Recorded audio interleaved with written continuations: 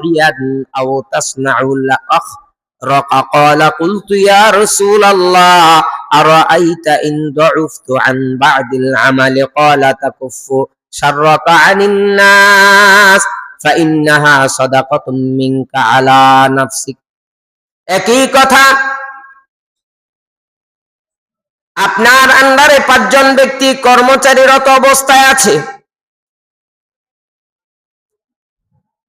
তাকে আপনার দায়িত্বে আপনার কর্মরত অবস্থায় রেখেছেন, তার ভালো মন্দ আপনি জিজ্ঞাসা করে তার বেতন যদি 500 টাকা হয় দৈনিক, আপনি তার সমস্যা অনুযায়ী আরো 50টা টাকা যদি বাড়ায়া দেন বা কিছু তার চাহিদা মতো তাকে বাড়ায়া দেন, অথবা সে আপনার সাথে কাজ করতেছে, আপনি তার সাথে সহযোগিতা না করলেও সে কাজ করতে হবে, আপনি তার কাজে সহযোগিতা করে তাকে একটু আগায়া দিলেন।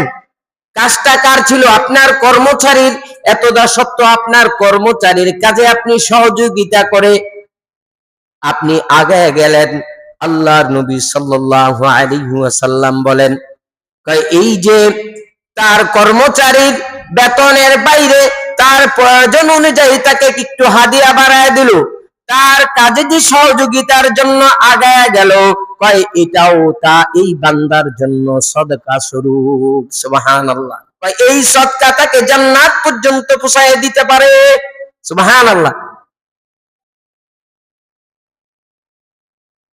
আল্লাহু আকবার।